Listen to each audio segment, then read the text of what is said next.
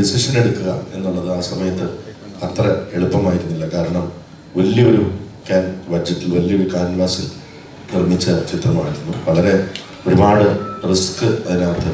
Because middle east പോലൊരു മാർക്കറ്റിൽ എന്താവും എന്ന് ആർക്കും പ്രവചിക്കാൻ പറ്റാത്ത ഒരു സമയത്ത് അങ്ങനെ ഒരു ഡിസിഷൻ എടുക്കുക വളരെ എളുപ്പമായിരുന്നില്ല. എനിക്ക് അങ്ങനെ ഒരു ഡിസിഷൻ എടുക്കാൻ ഏറ്റവും കൂടുതൽ എനിക്ക് ധൈര്യം തന്നത് എൻ്റെ പാർട്ട്ണറായ കാവ്യ ഫിലിംസ് ആൻഡ് വേണു കുന്നപ്പള്ളിയാണ്. കാരണം അദ്ദേഹം ദുബായിൽ താമസിക്കുന്ന ഒരാളാണ്. അപ്പോൾ അദ്ദേഹം അവിടെ ചെന്നിട്ട് പറഞ്ഞു, ഇവിടെ ഈ കൺട്രീസിനെ പ്രൊട്ടക്റ്റ് ചെയ്യാൻ അതിൻ്റെ ഭരണാധികാരികൾക്ക് അറിയാം, ഇവിടുത്തെ ജനങ്ങൾക്ക് അവരിൽ പൂർണ്ണ വിശ്വാസമുണ്ട്, അവർ തിയേറ്ററിലേക്ക് വരും, ഈ നല്ല സിനിമയെ നമ്മുടെ നല്ല നല്ല കാര്യങ്ങൾക്കായിട്ട് അവരെന്തായാലും തിയേറ്ററിലേക്ക് വരും. അതേപോലെ തന്നെ സംഭവിച്ചു. ഗംഭീരമായ ഒരു വരവേൽപ്പാണ് മിഡിൽ ഈസ്റ്റിൽ ആട് എന്ന സിനിമയ്ക്ക് കിട്ടിയിരിക്കുന്നത്. 4 ലക്ഷത്തോളം ജനങ്ങളാണ് മിഡിൽ ഈസ്റ്റിൽ മാത്രം കഴിഞ്ഞ 4 ദിവസം ആട് സിനിമ തിയേറ്ററിൽ പോയി കണ്ടത്. അത് ഞങ്ങൾക്ക് അത് നമുക്ക് മാത്രമല്ല മലയാളം ഇൻഡസ്ട്രിക്ക് വളരെ ആശ്വാസം പകരുന്ന ഒന്ന് തന്നെയാണ്. ഞങ്ങൾ റിലീസ് ചെയ്തതോടുകൂടി മറ്റുള്ള ഏറ്റവും വലിയൊരു കാര്യം സംഭവിച്ചത് തിയേറ്റർ ഇൻഡസ്ട്രിക്ക് വളരെ ഒരു വലിയ ആശ്വാസമാണ്. ഒരുപാട് കോളുകൾ എനിക്ക് വന്നിരുന്നു, ഒരുപാട് നന്ദി പറഞ്ഞുകൊണ്ട് തിയേറ്റർ ഓണേഴ്സ് നമ്മളെ വിളിച്ചിരുന്നു. അപ്പോൾ അത്രയും വലിയൊരു റിസ്ക് എടുക്കുകയും അത്രയും വലിയൊരു തീരുമാനം എടുക്കുകയും ചെയ്തത് മലയാളം ഇൻഡസ്ട്രിക്ക് ഒരു ഉണർവ് നൽകി. അങ്ങനെ ഞങ്ങൾക്ക് കിട്ടിയ ഒരുപാട് കോൾസിൽ ഒരുപാട് നന്ദി പറഞ്ഞിരുന്നു. അതിനും ഞങ്ങൾ ഹാപ്പിയാണ്. പിന്നെ ക്രിയേറ്റീവായിട്ടുള്ള കാര്യങ്ങൾ, ഒരുപാട് ചോദ്യങ്ങൾ ഓൺലൈനിലൂടെ അടുത്ത ആട് 4ൻ്റെ കഥ എന്തായിരിക്കുമെന്ന് ഓൺലൈൻ മീഡിയയിലൂടെ തന്നെ പലരും പ്രവചിച്ചു കഴിഞ്ഞു. ഇതിൻ്റെ കഥ എന്തായിരിക്കുമെന്ന് നേരത്തെ പ്രവചിച്ചിരുന്നു. അതൊക്കെ സിനിമ കണ്ടപ്പോൾ എല്ലാവർക്കും അതിനുള്ള ഉത്തരം കിട്ടിയിട്ടുണ്ടായി. ഓട്ടുമിത് ആദ്യമേ തന്നെ എല്ലാവർക്കും നന്ദി. വിജയേട്ടൻ പറഞ്ഞ പോലെ ഒരുപാട് പ്രതിസന്ധികൾക്കിടയിൽ നമ്മൾ സിനിമ റിലീസ് ചെയ്തു. അത് ഒരു വലിയ വിജയമായി മാറിയിരിക്കുകയാണ്. മലയാള സിനിമയുടെ ചരിത്രത്തിലെ 2ാമത്തെ മികച്ച വീക്കെൻഡ് കളക്ഷനുമായി ആട് 3 മുന്നേറിക്കൊണ്ടിരിക്കുകയാണ്. ഇപ്പം ഞങ്ങൾക്ക് ഇവിടെ ഇരിക്കുമ്പം ഭയങ്കര സന്തോഷമുണ്ട് നിങ്ങളെ ഫേസ് ചെയ്തിരിക്കുമ്പോൾ. കാരണം തിയേറ്ററിൽ പരാജയപ്പെട്ടു പോയ സിനിമയുടെ ഒരു 3ാം ഭാഗം പ്രേക്ഷകർ തിരിച്ചു കൊണ്ടുവന്നു 3ാം ഭാഗവും വലിയ വിജയമാക്കി തീർക്കുക എന്ന് പറഞ്ഞ അപൂർവങ്ങളിൽ അപൂർവമായ ഒരു എന്താ പറയുക പ്രതിഭാസം എന്ന് തന്നെ പറയാവുന്ന ഒരു അവസ്ഥയിലാണ് നമ്മളിവിടെ ഈ പരസ്പരം സംസാരിച്ചു കൊണ്ടിരിക്കുന്നത്. അതിന് ആട് ഫ്രാഞ്ചൈസിൻ്റെ ഫാൻസിനോടും മലയാള സിനിമയുടെ പ്രേക്ഷകരോടും നന്ദി പറയുകയാണ്. നിങ്ങൾ തന്ന പ്രോത്സാഹനത്തിൻ്റെയും ഊർജ്ജത്തിൻ്റെയും ബലത്തിലാണ് ഞങ്ങളെല്ലാവരും ഇന്നിവിടെ ഇരിക്കുന്നത്. പിന്നെ ഇനിയിപ്പം ഔപചാരികതകളും ഫോർമാലിറ്റികളും ഒന്നുമില്ല. അതേപോലെ നമുക്ക് ആടിനെ സംബന്ധിക്കുന്ന ചോദ്യങ്ങളിലേക്കും ഉത്തരങ്ങളിലേക്കും ഒക്കെ കടക്കാം. Thank you.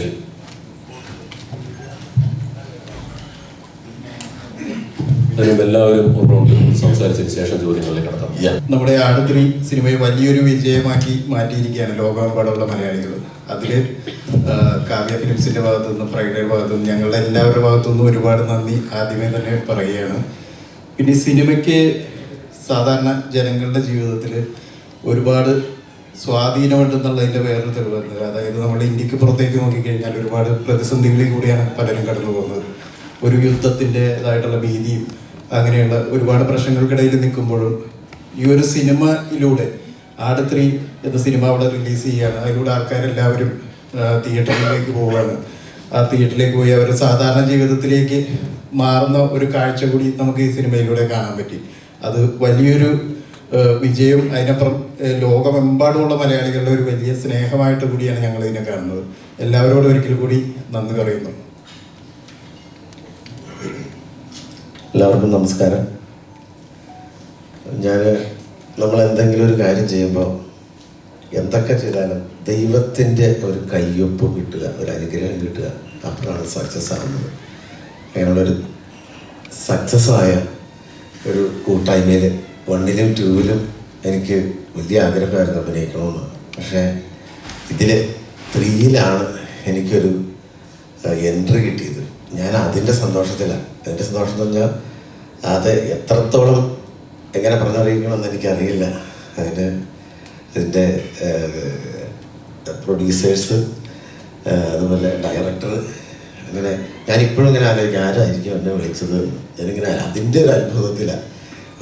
കേരളത്തിലും ഓരോ തിയേറ്ററുകളിലും ഹൗസ്ഫുള്ളായിട്ട് നമ്മുടെ ആട് 3 നിറഞ്ഞു ഓടുന്ന കാഴ്ചയാണ് ഇപ്പോൾ ഇതിൻ്റെ പ്രൊമോഷനൊക്കെ ചെല്ലുമ്പോൾ കാണാൻ കഴിഞ്ഞത്. അപ്പോൾ അതിൻ്റെ ഒരു ഭാഗമാകാൻ കഴിയുക എന്ന് പറഞ്ഞാൽ ഏറ്റവും വലിയ ഒരു കലാകാരൻ എന്ന നിലയിൽ ഭയങ്കര സന്തോഷത്തിലാണ്. എല്ലാ ഇത് പ്രോത്സാഹനം തന്ന് വിജയിപ്പിച്ച എല്ലാ പ്രേക്ഷകർക്കും, സപ്പോർട്ട് ചെയ്ത എല്ലാവർക്കും ഒരുപാട് നന്ദി. Thank you. ഒത്തിരി സന്തോഷമുണ്ട്. കാരണം ആടിൻ്റെ ഈ കുടുംബത്തിൽ ഒരു ഭാഗമാകാൻ സാധിച്ചതിൽ ഒത്തിരി സന്തോഷം. ആട് 1ഉം 2ഉം ഞങ്ങൾക്ക് ഒരുമിച്ചുണ്ടായിരുന്നു. ആട് 3ലേക്ക് വന്നപ്പോൾ ഈ പറഞ്ഞ പോലെ ഇതിനായാലും വിജയനായാലും നമ്മളെ കൂടെ നിർത്തി. ഒത്തിരി സന്തോഷം. ഇത്രയും വലിയൊരു സിനിമയുടെ ഭാഗമാകാൻ സാധിച്ചതിൽ തമ്പുരാനോടും അതുപോലെ തന്നെ ഇതിനോടും വിജയനോടും അതുപോലെ തന്നെ വീടച്ചാറിനോടും എല്ലാവരോടും ഒത്തിരി നന്ദി. Thank you. എല്ലാവർക്കും നമസ്കാരം. എന്താ പറയേണ്ടതെന്ന് അറിയില്ല. ഇങ്ങനെ ഒരു എക്സ്പീരിയൻസ് തന്നെ എൻ്റെ ലൈഫിൽ ആദ്യമായിട്ടാണ്. ആദ്യം തന്നെ മിഥുൻ ചേട്ടനോടും വിജയൻ ചേട്ടനോടും നന്ദി. എനിക്ക് സ്റ്റെല്ല എന്ന് പറഞ്ഞൊരു ക്യാരക്ടർ തന്നതിന്. എല്ലാവരും പറയുന്നു ഞാൻ പാപ്പനെ തേച്ചു എന്ന്. ഞാൻ പാപ്പനെ തേച്ചിട്ടില്ല. അത് ഞാൻ പാപ്പനോട് പറഞ്ഞു, പക്ഷേ പാപ്പൻ എന്നോട് കാത്തിരിക്കാൻ പറഞ്ഞില്ല. എന്തായാലും സ്റ്റെല്ല എന്ന് പറഞ്ഞൊരു കഥാപാത്രത്തെ എല്ലാവരും സ്വീകരിച്ചു. അതിൽ ഒരുപാട് സന്തോഷമുണ്ട്. പിന്നെ പറയാനാണെങ്കിൽ മിഥുൻ ചേട്ടൻ്റെ 3ാമത്തെ സിനിമയാണ് ഞാൻ ചെയ്യുന്നത്. 3 സിനിമയും ബ്ലോക്ക് ബസ്റ്റേഴ്സാണ്. ഒരുപാട് സന്തോഷം. അതന്നെ, ഇത്രയും വലിയൊരു ക്രൂവിൻ്റെ കൂടെ വർക്ക് ചെയ്യാൻ പറ്റിയതിൽ ഒരുപാട് സന്തോഷം.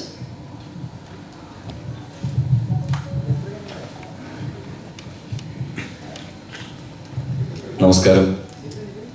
ഒരുപാട് സന്തോഷം ആടിൻ്റെ വിജയത്തിൻ്റെ ഭാഗമായി ഇവിടെ ഇരിക്കാൻ സാധിച്ചത്. ഒരുപാട് റിസ്ക് എടുത്തിട്ടാണ് നമ്മൾ ഈ ചിത്രം പൂർത്തിയായത്. അത് വിജയചേട്ടനും മിഥുനും ഇവരൊക്കെ എടുത്ത ആ ഒരു റിസ്ക് നേരിട്ട് കണ്ടിട്ടുള്ളതുകൊണ്ടാണ് ഒരുപാട് സന്തോഷം ഈ ഒരു വിജയത്തിൻ്റെ ഭാഗമായി ഇപ്പോൾ ഈ ഒരു പ്രസ് മീറ്റിലിരിക്കാൻ സാധിച്ചത്. So thank you.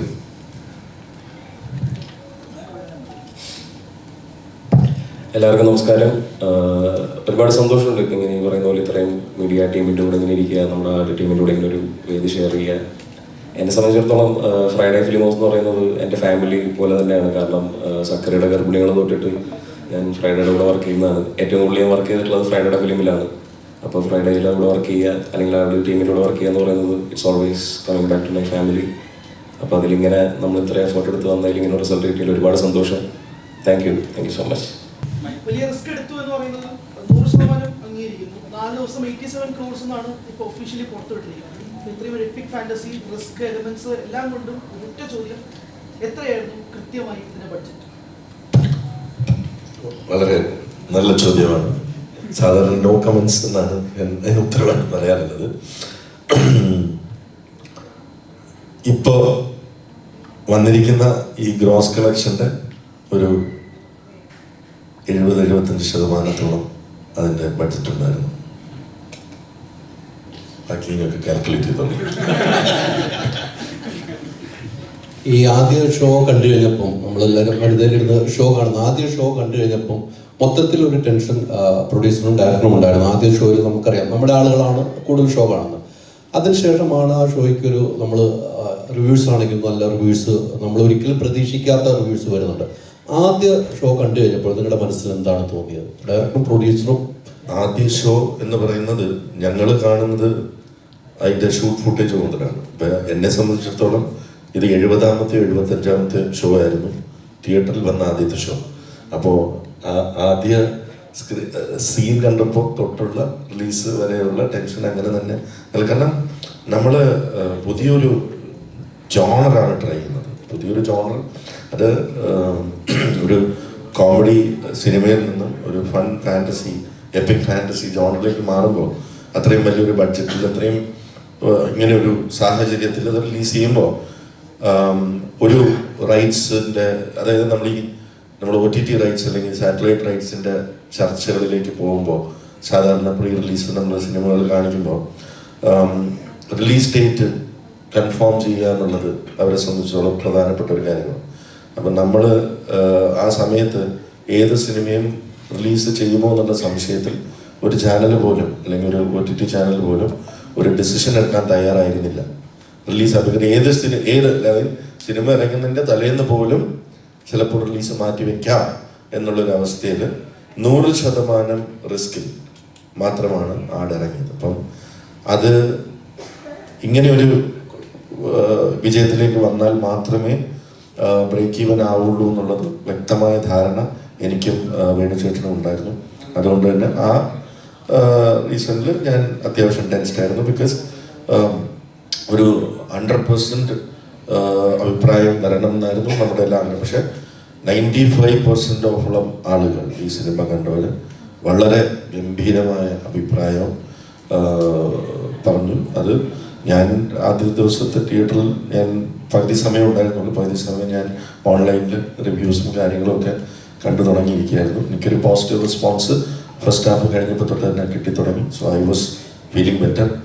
As usual mister Mithun Manuel Thomas മുങ്ങിയിരുന്നു. ഫസ്റ്റ് ഷോയ്ക്ക് വന്നില്ല, അദ്ദേഹം അണ്ടർവേൾഡിലായിരുന്നു. റിലീസിന് ശേഷം എൻ്റെ കോള് വന്നതിന് ശേഷം തമിഴ്നാട്ടിലോട്ട് പോകണോ അതോ തിരിച്ച് കേരളത്തിലേക്ക് വരണോ എന്നുള്ള രീതിയിൽ ബോർഡറിലായിരുന്നാണ് എനിക്ക് വിവരം കിട്ടിയത്. കറക്റ്റ് അല്ലേ? ചോദിച്ചോ, നെക്സ്റ്റ് ക്വസ്റ്റ്യൻ. അങ്ങ് പറഞ്ഞ പോലെ ഇപ്പം ഇനി അടുത്ത പാർട്ടിലേക്കുള്ള അഡ്വാൻസ് കൊടുക്കാൻ ധൈര്യമായി അഡ്വാൻസ് കൊടുത്തു തുടങ്ങി വിജയ് ബാബു. തിയേറ്റർ കളക്ഷൻ 60 ദിവസം കഴിഞ്ഞിട്ടേ വരത്തുള്ളൂ. അത് കിട്ടിയിട്ട് ആദ്യം കടങ്ങൾ വീട്ടണം, അത് കഴിഞ്ഞ് വീണ്ടും പൈസ കൊടുക്കണം, അതിനുശേഷം അഡ്വാൻസിലേക്ക് കിടക്കാം. അതല്ലേ എൻ്റെ ഒരു ന്യായമായ കാര്യം. ഫസ്റ്റ് ദിവസം ഒരു 6 crore നടത്തി ഗ്രോസ് ഉണ്ടായിരുന്നു. പിന്നെയുള്ള കണ്ടിന്യൂസ് 3 days ഒരു 7.5 7.8 റേഞ്ചിൽ ഗ്രോസ് ഉണ്ടായിരുന്നു. ഇന്നിപ്പോൾ ഫസ്റ്റ് മൺഡേ 3 PM ഏകദേശം ഒരു 2 CR അടുത്ത് ഗ്രോസ് വന്നിട്ടുണ്ട്. എത്രയാണ് എക്സ്പെക്ടേഷൻ ഒരു ഫൈനൽ? അല്ല, അങ്ങനെ ചോദിച്ചാൽ നമുക്ക് ഏറ്റവും ബെസ്റ്റായിട്ട് പോകട്ടെ എന്നല്ലേ നമുക്ക് ചിന്തിക്കാൻ പറ്റും. ഇപ്പോൾ ഇതിൻ്റെ ഒരു പാറ്റേൺ നിങ്ങൾക്കറിയാം. ഒരു സിനിമ അങ്ങനെ ഒരു പാറ്റേൺ, ഇപ്പോൾ എൻ്റെ ഫ്രൈഡേ ഫിലിം ഹൗസിനെ സംബന്ധിച്ചിടത്തോളം ഞാൻ ചെയ്തിട്ടുള്ള സിനിമകളിൽ ഇത്രയും ഇങ്ങനൊരു കളക്ഷൻ എനിക്ക് ഇത് എൻ്റെ ലൈഫിലും ആദ്യമായിരുന്നു. നമ്മൾ ഏതൊരു പ്രൊഡ്യൂസറിൻ്റെ ഡ്രീമാണ് ലൈഫിൽ എപ്പോഴെങ്കിലും ഇങ്ങനെ ഒരു മാസ് ഹിറ്റ് അടിക്കണം. അത് ഇപ്പം ഞാൻ സിനിമയിൽ പ്രൊഡക്ഷൻ തുടങ്ങിയിട്ട് 14 വർഷമായി. അപ്പോൾ ഈ 14 വർഷത്തെ കാത്തിരിപ്പിന് ശേഷമാണ് ഇങ്ങനെ ഒരു മാസ് ഹിറ്റിലേക്ക് വന്നത്. അപ്പോൾ ഓരോ സ്റ്റെപ്പും എനിക്കും ഒരു പുതിയ എക്സ്പീരിയൻസ് ആണ്. നിങ്ങൾ ചോദിക്കുന്ന ചോദ്യം എനിക്ക് നിങ്ങളോട് ചോദിക്കാം. നിങ്ങൾ ഇതിനു മുമ്പ് പല ഇത് എത്ര വരാം എനിക്കും അറിയില്ല, ഞാനും ഇതിൽ പുതിയതാണ്. അപ്പം നമ്മുടെ ഒരു ഗെസ്റ്റിമേറ്റ് എന്ന് പറയുന്ന ഓക്കെ, ആദ്യത്തെ കടമ്പ എന്ന് പറയുന്നത് ഇത് ബ്രേക്ക് ഈവൻ ആവുക എന്നുള്ളതാണ്. അപ്പം എന്നെ സംബന്ധിച്ചിടത്തോളം ഇത്രയും വലിയൊരു ഹിറ്റായി ഇത്രയും വലിയ ഗ്രോസ് വന്നിരിക്കുന്നു. My next step is okay, have to sell the rights, break even ചെയ്യുക എന്നുള്ളത്. ഞാൻ അങ്ങനെ ഒരു ഫിഗറിലേക്ക് നോക്കിയിട്ട് അത് എത്തട്ടെ എന്ന് പറഞ്ഞിരിക്കുകയല്ല. എൻ്റെ അടുത്ത സ്റ്റെപ്പ് എന്ന് പറയുന്നത് ബ്രേക്ക് ഈവൻ ചെയ്യുക. അതിനുശേഷം നമുക്ക് എന്താണ്, അപ്പോൾ ഇതും ഞാൻ എൻജോയ് ചെയ്യാണ് ഈ എക്സ്പീരിയൻസ്. എത്രയാവട്ടെ എന്ന് ഞാനും നോക്കിക്കൊണ്ട് തന്നെ ഇരിക്കുകയാണ്. അറിയില്ല, എത്ര വന്നാലും ഓക്കെയാണ്, സ്വീകരിക്കും. പറഞ്ഞിരുന്നു സ്ക്രിപ്റ്റ് കംപ്ലീറ്റ് ആണ് പാർട്ട് 2 എന്നുള്ളതാണ്. ഇപ്പോൾ വിജയചേട്ടനും പറഞ്ഞിരുന്നു ഇത് വലിയ ഹിറ്റായാൽ മാത്രമേ അതിലേക്ക് കടക്കുള്ളൂ എന്നുള്ളതാണ്. അപ്പോൾ ഈ 2 ചോദ്യങ്ങൾക്കും ഏകദേശം ഉത്തരവായിട്ടുണ്ട്. ഹിറ്റുമായി, സ്ക്രിപ്റ്റ് കംപ്ലീറ്റ് ആയി. എന്നാണ് ഡേറ്റുകൾ ലോക്ക് ചെയ്ത് ഷൂട്ട് തുടങ്ങുന്നത്? കഴിഞ്ഞ പ്രാവശ്യം ഞങ്ങളുടെ കാൽക്കുലേഷനിൽ ഞങ്ങൾക്കൊരു മണ്ഡലത്തിനെ പറ്റിയത് മഴക്കാലത്തിന് തൊട്ട് മുമ്പ് ഷൂട്ട് ഉണ്ട്. അപ്പം അത് പിന്നെ ഞങ്ങൾക്ക് ശീലമാണ്. എല്ലാ കാലത്തും ആടുമായിട്ട് എവിടെ പോയാലും മഴ പെയ്യുന്നൊരവസ്ഥയായിരുന്നു. എന്നാൽ പിന്നെ മഴക്കാലത്തോടെ തുടങ്ങി ഒരുപാട് നഷ്ടങ്ങളും ഷെഡ്യൂൾ ബ്രേക്കുകളും എല്ലാം അത് അങ്ങനെ വന്നുപോയി. അപ്പോൾ ഇപ്രാവശ്യം നമ്മൾ മഴയൊന്നും ഒതുങ്ങിയിട്ട് എല്ലാവരുടെയും നിങ്ങൾക്ക് എപ്പം മഴ വേണമെന്ന് പറയാം, ഷൂട്ട് വെച്ചാൽ മഴ പെയ്യുന്നുള്ള അവസ്ഥയാണ്. അതുകൊണ്ട് ഇനി കാലാവസ്ഥയുടെ ഒരു ഇതും കൂടെ കണക്കിലെടുത്തുകൊണ്ട് ഈ മഴക്കാലം കഴിഞ്ഞതിന് ശേഷമായിരിക്കും അതിൻ്റെ. തമിഴ്നാട്ടിൽ 10 വർഷമായിട്ട് മഴ പെയ്യാത്ത ചില സ്ഥലങ്ങളിൽ നിങ്ങൾക്ക് കോൾ വന്നിട്ടുണ്ട്, അവിടെ ഷൂട്ട് ചെയ്യാമെന്ന് വെച്ചാൽ ഫ്രീ ആയിട്ട് ലൊക്കേഷനൊക്കെ തരാമെന്ന് പറഞ്ഞു. അത് മാത്രമല്ല, അത് നിങ്ങൾ കാണാം, ഇത്രയും ആർട്ടിസ്റ്റുകളുടെ കഴിഞ്ഞ ഏകദേശം 10 മാസം ഞങ്ങൾ ബ്ലോക്ക് ചെയ്തു. അതായത് കഴിഞ്ഞ മെയ് തൊട്ടിട്ട് ജനുവരി വരെ ഞങ്ങൾ ബ്ലോക്ക് ചെയ്തു. അപ്പോൾ അവർക്കെല്ലാം അത്യാവശ്യം കമ്മിറ്റ്മെൻറ്റുകൾ ഉണ്ട്. ഇപ്പോൾ ജയസൂര്യ ആണെങ്കിൽ പോലും കഴിഞ്ഞ 4 വർഷമായിട്ട് സിനിമ ചെയ്തിട്ടില്ല. അദ്ദേഹം പാടിന് ശേഷമാണ് 1-2 പടങ്ങൾ കമ്മിറ്റ് ചെയ്തിരിക്കുന്നത്. അപ്പോൾ അത് തീർക്കണം. അത്യാവശ്യം നല്ല പ്രീ പ്രൊഡക്ഷൻ വേണ്ട ഒരു സ്ക്രിപ്റ്റാണ് ഇത് എഴുതിയിരിക്കുന്നതെന്നാണ് എനിക്ക് മനസ്സിലാക്കാൻ കഴിയുന്നത്. അതുകൊണ്ട് തന്നെ നമ്മൾ ഈ ആർട്ടിസ്റ്റിൻ്റെ ഡേറ്റുകളും ഈ പറയുന്ന അതിൻ്റെ എന്തൊക്കെ ലൊക്കേഷൻസും അതിൻ്റെ പ്രീ പ്രൊഡക്ഷനും ഒക്കെ ചെയ്ത് മഴയില്ലാത്തൊരു സമയം നോക്കി ഞങ്ങളത് ഷൂട്ടിംഗ് ആരംഭിക്കുന്നതായിരിക്കും. ഈ ഷൂട്ടിംഗ് സമയത്ത് മിഥുന, നമ്മളിപ്പോൾ സിനിമ കണ്ടുമ്പോൾ ഒത്തിരി പേർക്ക് പല സ്ഥലങ്ങളിലും ചിരികൾ കിട്ടുന്നുണ്ട്. മിഥുൻ ആ ഷൂട്ടിംഗ് സമയത്ത് സന്തോഷ് ഷമീറിൻ്റെ ആണെങ്കിൽ പോലീസ് സ്റ്റേഷനുള്ള സീൻ, അങ്ങനെ കുറേ സീനുകളുണ്ട്. ഷൂട്ടിംഗ് സമയത്ത് മിഥുൻ്റെ ഏറ്റവും കൂടുതൽ ചിരിച്ച ഒരു അനുഭവം ഏതായിരിക്കും? ഷൂട്ടിംഗ് ചെയ്തുകൊണ്ടിരിക്കും, സിനിമ കാണുമ്പോൾ ഷൂട്ടിംഗ് ചിലപ്പോൾ തൂക്കിയ സീനുകളുണ്ട്, എല്ലാം ഉണ്ടാവും, അതിലേതായിരിക്കും? എനിക്ക് കൊഞ്ഞനം കുത്തുന്ന സീൻ കുറേ ദിവസമായി പറയാൻ പറ്റില്ല, സ്പോയിലറാണ്. എനിവേസ് 2-3 ദിവസങ്ങളായി ഷൂട്ട് ചെയ്താണെങ്കിൽ ഞാനതിങ്ങനെ മനസ്സിൽ വിഷ്വലൈസ് ചെയ്തിരുന്നു ഇതെങ്ങനെയായിരിക്കും സംഭവിക്കാൻ പോകുന്നത്. കാരണം സ്ലാബ് സ്റ്റിക്ക് പീക്ക് അടുപ്പിക്കുകയാണ് നമ്മൾ കൊണ്ടുവന്നിട്ട്. ഇപ്പം അതിനകത്ത് നോക്കിക്കഴിഞ്ഞാൽ ഇപ്പം ഏതെങ്കിലും ഞാനിങ്ങനെ പറയുന്നത് ഇതിനകത്ത് അഭിനയിച്ചുകൊണ്ടിരുന്നപ്പോൾ ഞാനിങ്ങനെ വെറുതെ ഇങ്ങനെ ആലോചിക്കായിരുന്നു, ഇപ്പം തമിഴന്മാരാരെങ്കിലും ഇത് കാണുകയാണെങ്കിൽ അവരുടെ സിനിമയിലെ കൊടുകുരു വില്ലനായ വർമ്മൻ നിന്ന് ഇങ്ങനെ പെർഫോം ചെയ്തത് എന്തായിരിക്കും അവരുടെ മനസ്സിൽ കൂടെ എന്തായിരിക്കും? പുള്ളി തന്നെ തിരിച്ചുകൊണ്ടാണ് ചെയ്തത്. ഇതൊക്കെ ഓക്കെ ആണല്ലോ അല്ലേ, നമ്മൾ ധൈര്യമായിട്ട് അടിച്ചു, ഇനി ഒന്നും നോക്കണ്ട. സജിയോട്ടിനോട് ഞാൻ ഈ ഫുട്ടേജ് കാണിച്ചിട്ടുണ്ട്, വിനായകൻ അസലടിച്ചിട്ടുണ്ട്, വിട്ടുകൊടുക്കരുത്. അപ്പോൾ സജിയോട്ട് അതിന് വേണ്ടി പ്രിപ്പയർ ചെയ്യണം. ആലോചിച്ച് നോക്കുക. അപ്പം ഒരു സ്ലാബ് സ്റ്റിക് കോമഡി എന്ന് പറയുന്ന ഒരു സിനിമയിലെ അങ്ങനത്തെ ഒരു രംഗം, അത് ഞാൻ ഒരുപാട് ആസ്വദിച്ച ഒരു രംഗമാണ്. പിന്നെ അടുത്ത ജേട്ടൻ്റെ കൗണ്ടർ, ഞാൻ സ്പോയിലേഴ്സ് ആവുന്നതുകൊണ്ട് പറയുന്നില്ല. പിന്നെ 2 ഇത് എനിക്കിഷ്ടപ്പെട്ട ഒരുപാട് സിനിമയിലെ രംഗങ്ങൾക്കൊക്കെ ട്രിബ്യൂട്ട് കൊടുത്തിട്ടുണ്ട്. അപ്പോൾ പടനായകൻ കോമങ്കുറുപ്പ് പറയാൻ പറ്റില്ല, കാരണം ഈ ആളുകൾ കാണാൻ പോകുന്നുള്ളൂ, അതുകൊണ്ട് അത് പറഞ്ഞു കഴിഞ്ഞാൽ സ്പോയിലറായി പോകും. പിന്നെ 2 നമ്മുടെ അലയ പോൺ, ലാറയും കസാൻഡ്രയും 2 ടൈം ലൈനുകളിൽ ആൾക്കാർക്കിട്ട് കൊടുക്കുന്നുണ്ട്. അത് ആർക്കിട്ടൊക്കെ കൊണ്ടെന്ന് നമുക്കറിയാം. ആ 2 രംഗങ്ങളും ഞാൻ വളരെ കൗതുകത്തോടെ നോക്കിയിരുന്ന രംഗങ്ങളായിരുന്നു. അങ്ങനെ ആസ്വദിച്ച് ഷൂട്ട് ചെയ്ത ഒരുപാട് മൊമെന്റുകൾ. അതുപോലെ ഇന്ദ്രസേട്ടൻ്റെ ഒരു കുഞ്ഞ് ട്രാൻസ്ഫോർമേഷൻ സീൻ ഉണ്ട്, ഒരു മിറർ ഷോട്ട് ഉണ്ട്. അപ്പോൾ അതൊക്കെ ഞങ്ങളെല്ലാവരും വളരെ കൗതുകത്തോടു കൂടിയും വളരെ ആവേശത്തോടു കൂടിയും ഒരുപാട് ചിരികളോടെയും ഷൂട്ട് ചെയ്തിട്ടുള്ള രംഗങ്ങളാണ്. പിന്നെ നമുക്ക് സ്വാഭാവികമായും ചിരി വരും. ഞാനിങ്ങനെ ഇവർ പെർഫോം ചെയ്യുമ്പം നമുക്കറിയാം ഇവരെന്താ ചെയ്യാൻ പോകുന്നത്. അതിങ്ങനെ നമ്മുടെ മനസ്സിൽ വിഷ്വലൈസ് ചെയ്യുമ്പോൾ തന്നെ കുറേ രംഗങ്ങളിൽ നമ്മൾ ചിരിച്ചുകൊണ്ടാണ് ചെയ്തത്. ഇപ്പം ചിരി വന്നില്ലെങ്കിൽ ഞാൻ ചുറ്റും നിൽക്കുന്ന ആളുകളുടെ മുഖത്തേക്ക് നോക്കും, ഇവർ ചിരിക്കുന്നുണ്ട്. യൂണിറ്റിലെ ചേട്ടന്മാരുടെയും നമ്മുടെ ട്രെയിനിലെ എഞ്ചിപ്പിലെ ആൾക്കാരൊക്കെ നോക്കിയാൽ മതി. ആ ഹ്യൂമർ അവർ കഥ അറിഞ്ഞിട്ടല്ലല്ലോ ചെയ്യുന്നത്. പെട്ടെന്ന് അവരുടെ റിയാക്ഷൻ നോക്കുമ്പോൾ തന്നെ നമുക്ക് ഏകദേശം മനസ്സിലാവും ഒരു ഹ്യൂമർ വർക്കൗട്ട് ആവുമോ ഇല്ലയോ. പിന്നെ ഞാൻ സ്പോയിലർ ആവുന്നതുകൊണ്ട് പറയുന്നില്ല, കുറച്ചധികം രംഗങ്ങൾ വളരെ ആസ്വദിച്ച് ചെയ്തിട്ടുണ്ട് ഈ സിനിമയിൽ.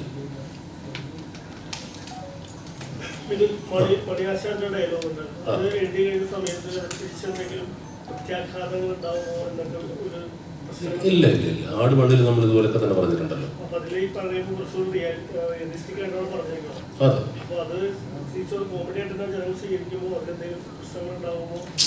അത് ആട് മണ്ണോടുകൂടി എൻ്റെ ആശങ്കയെല്ലാം മാറിയിരുന്നു. കാരണം പൊളിറ്റിക്കൽ സറ്റയർ നമുക്ക് പിടിക്കാം. നമ്മൾ കരുതി കൂട്ടിയ ആളുകളെ തിരഞ്ഞു പിടിച്ച് ആക്രമിക്കാനായി സീരിയസ് സിനിമയൊക്കെ ചെയ്യുമ്പോഴാണ് ഒരുപാട് ചർച്ചകളും മറുചർച്ചകളും ഒക്കെ ആയിട്ട് വിവാദങ്ങളൊക്കെ വരിക. ഇത് ശുദ്ധമായ ആക്ഷേപഹാസ്യം, പൊളിറ്റിക്കൽ സറ്റയറാണ്.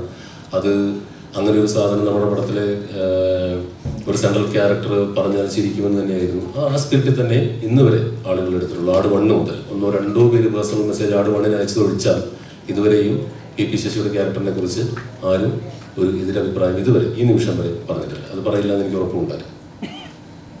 ഈ സിനിമ കണ്ടവർക്ക് സാത്താൻ സൈനിന്റെ ഇൻട്രൊഡക്ഷനെ പറ്റി സംസാരിക്കുന്നത്, പക്ഷേ നായകന് കിട്ടിയതിനേക്കാൾ ഒരു ഗംഭീരമായ ഇൻട്രൊഡക്ഷനാണ് സണ്ണി വെയിന് കൊടുത്തത്. ഞാൻ പറഞ്ഞ ആ സ്പോയിലർ ഇല്ലാതെ ആ ഒരു ഇൻട്രൊഡക്ഷൻ സീൻ സെറ്റ് ചെയ്തതിനെ പറ്റി ഒന്ന് സംസാരിക്കുന്നത്. കാരണം അത് ഭയങ്കര ഹൈ ആയിരുന്നു തിയേറ്റേഴ്സിൽ.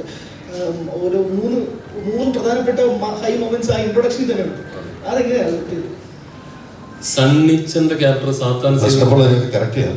ഞങ്ങളുടെ സിനിമയിലെ എല്ലാ കഥാപാത്രങ്ങളും നായകന്മാരാണ്. അത് ഒരു നായകൻ തന്നെയാണ്.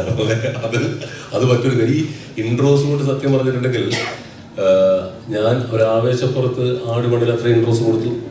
പിന്നെ ആട് 2 ആയപ്പോഴത്തേക്കും ഇൻട്രോസ് എനിക്കൊരു ബാധ്യതയായി. കാരണം ഓഡിയൻസ് പ്രതീക്ഷിക്കും. ആട് 3 ആകുമ്പോഴത്തേക്കും 7-14 ഇൻട്രോസ് ആയി. ലാസ്റ്റ് പടം മുഴുവൻ മറ്റേ ഇൻട്രോ മാത്രമാകും എന്നുള്ള ആശങ്ക വരെ ആടിൽ അങ്ങനെ ഒരു പ്രശ്നമുണ്ട്.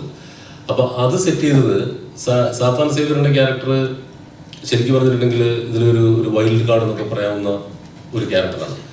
ഒരുപാട് ഉപയോഗിക്കപ്പെട്ടിട്ടില്ല. എല്ലാ സിനിമയിലും കുറച്ച് കുറച്ചേ വന്നിട്ടുള്ളൂ. ഇതിലാണ് സാത്താൻ സ്വീകരണം നമ്മൾ കുറച്ചും കൂടെ കൂടുതലായിട്ട് കാണിക്കുന്നത്. അപ്പം അതൊരു പിന്നെ ആട് 2-ല് എനിക്ക് സാത്താൻ സ്വീകരണം നല്ലൊരു എൻട്രി കൊടുക്കാൻ പറ്റില്ല. അന്ന് മഴയൊക്കെ ആയത്, ആകപ്പാട് ഇരുട്ടായി, ആകപ്പാടെ പ്രശ്നമായി, ഞങ്ങൾ വിചാരിച്ച ഒന്നും നടന്നില്ല, പെരുമഴ, അങ്ങനെ കൊടുക്കാൻ പറ്റില്ല. അപ്പം അത് മനസ്സിലുണ്ടായിരുന്നു. അപ്പം ഇത്തവണ സാത്താൻ സ്വീകരന്റെ എൻട്രി തകർക്കണം എന്നൊരു ആഗ്രഹം ഉണ്ടായിരുന്നു. അങ്ങനെയാണ് ഈ കോൺസെപ്റ്റിലേക്ക് ഡിറൈവ് ചെയ്യുന്നത്. പിന്നെ അത് അവിടെ നമ്മുടെ ആ ഡയറക്ടർ അനീസ് നാടോടി, പിന്നെ നമ്മുടെ ഗണ്ണിന്റെ ടീമുകളും അവരാണ് ആ തീയും പരിപാടിയൊക്കെ ആയിട്ട്, അത് പറഞ്ഞാൽ ഇനി സ്പോയിലറായി. അപ്പോൾ എന്താണെങ്കിലും ഇത്തവണ സണ്ണിച്ചിട്ടധികം എക്സ്പ്ലോർ ചെയ്തിട്ടില്ലാത്ത ക്യാരക്ടർ ആയതുകൊണ്ടാണ് അങ്ങനെ ഒരു രണ്ട്. പിന്നെ ഇത്തിരി അണ്ടർവേൾഡ് ഷെയ്ഡുള്ള ക്യാരക്ടറാണല്ലോ, പുള്ളിക്ക് അത് കൊടുക്കാം.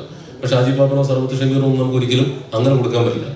ഇപ്പൊ ഡ്യൂഡിന് പോലും അങ്ങനെ കൊടുക്കാൻ പറ്റില്ല. വേണമെങ്കിൽ നമുക്ക് ബാങ്കോക്കിൽ എന്തെങ്കിലും കൊടുക്കാന്നല്ലാതെ പുള്ളി അങ്ങനെ ഒരു വൺ കില്ലറായിട്ടൊന്നുമല്ലോ കാണിച്ചിരിക്കുന്നത്. ഇപ്പൊ പുള്ളി എപ്പിക് ചേസുകളൊക്കെ നടത്തിയിട്ടുണ്ടെന്ന് പറയുന്നതല്ലാതെ പുള്ളി ഇങ്ങനെ 1000 പേരെ വെട്ടിക്കൊന്നൊന്നും പറഞ്ഞില്ല. ഇദ്ദേഹത്തെ നമുക്ക് എങ്ങനെ വേണമെങ്കിലും കാണിക്കാമെന്നൊരു ധൈര്യത്തിന്റെ പുറത്താണ് സാത്താൻ സ്വീകരന് അങ്ങനെ ഒരു എൻട്രി സെറ്റ് ചെയ്തത്. ഒരുപാട് ഭാഗങ്ങൾ കട്ട് ചെയ്ത് കളയേണ്ടി വന്നു എന്നാണ് പറഞ്ഞത്. അപ്പോൾ ഇതില് ഒരുപാട് ഇനി ഫോർത്തിലേക്ക് വരുമ്പോൾ ഇതിൽ ഒരുപാട് ഭാഗങ്ങൾ ഡീറ്റെയിലിംഗ് ആണ്.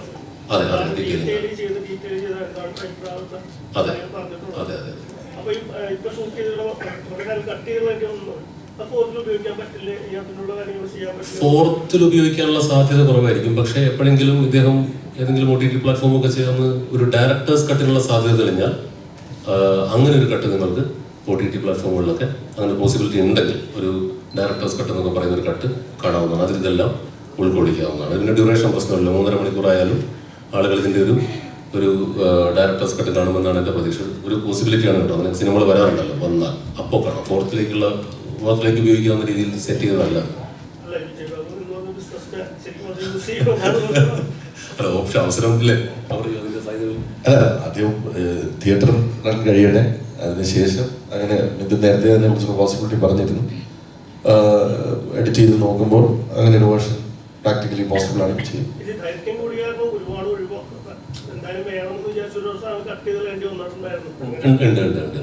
പിന്നെ സിനിമ നമ്മൾ ഷൂട്ട് ചെയ്ത് കഴിയുമ്പോഴേ നല്ല സീനുകളൊക്കെ നമ്മൾ എഡിറ്റിംഗ് ടേബിളിൽ ചിലപ്പം അപ്രത്യക്ഷമാവും.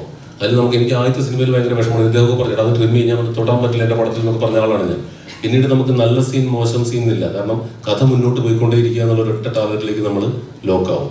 അപ്പോൾ ഒരുപാട് സീനുകൾ ഇങ്ങനെ ചിലപ്പം പോയിക്കൊണ്ടേയിരിക്കും. അത് പക്ഷെ നമ്മൾ സ്ക്രിപ്റ്റിൽ വരുമ്പം വായിച്ചു പോകുമ്പോൾ നല്ല ഭംഗി ഉണ്ടായിരിക്കും. വിഷ്വലി വരുമ്പോൾ ചിലപ്പോൾ നമുക്ക് അത്ര വേണമെന്ന് വരില്ല. അത് രണ്ടാമത്തെ 3ാമത്തെ സിനിമയൊക്കെ ആയിട്ടാണ് നമ്മൾ ആ ലോജിക്ക് നമുക്ക് അല്ലെങ്കിൽ ആ ഫ്ലോയെ കുറിച്ച് നമ്മൾ ബോധേടാകുന്നത്. അപ്പം ഇതിൽ മാറ്റി വെച്ചിരിക്കുന്ന സീനുകൾ അടുത്തതിലേക്ക് വരില്ല. പക്ഷെ ഇങ്ങനൊരു പോസിബിലിറ്റി ഉണ്ടെങ്കിൽ നിങ്ങൾക്ക് അതെല്ലാം കാണാവുന്നതാണ്. മാർച്ച് 15 ഒരു പോസ്റ്റ് കണ്ടായിരുന്നു. ആട് 3ാം ഭാഗത്തോട് ഈ ഫ്രാഞ്ചൈസി നിർത്തുവാണ്. അതിലെന്തെങ്കിലും സത്യമുണ്ടോ? സത്യമാണ്. അത് അങ്ങനെ വേണമല്ലോ. എൻ്റെ ഒരു ടേക്കാണ് അവസാനിക്കുന്നത്. ഇപ്പം ആട് 4ഓടുകൂടി എൻ്റെ വേർഷനിലായിരിക്കുന്ന എല്ലാ ക്യാരക്ടേഴ്സിനും ഒരു നല്ല കൺക്ലൂഷൻ കൊടുത്തുകൊണ്ട് ഞാൻ വൈൻഡപ്പ് ചെയ്യാണ്. പിന്നെ പ്രൊഡക്റ്റും ഇദ്ദേഹത്തിൻ്റെതാണ്. മറ്റാർക്കെങ്കിലും ഇദ്ദേഹം ചൂസ് ചെയ്യുന്ന ആർക്കെങ്കിലും നല്ലൊരു കഥയുമായി വന്ന് അത് റീവാമ്പ് ചെയ്യാം. സ്പിൻ ഓഫ്സ് ഉണ്ടാവും. വേറെ ഇപ്പം എനിക്ക് പറഞ്ഞ പോലെ ആട് ഫ്രാഞ്ചൈസി എന്ന് പറയുമ്പോൾ അതിൽ എല്ലാ കഥാപാത്രങ്ങളും അതിലുണ്ടായിരിക്കും അല്ലേ.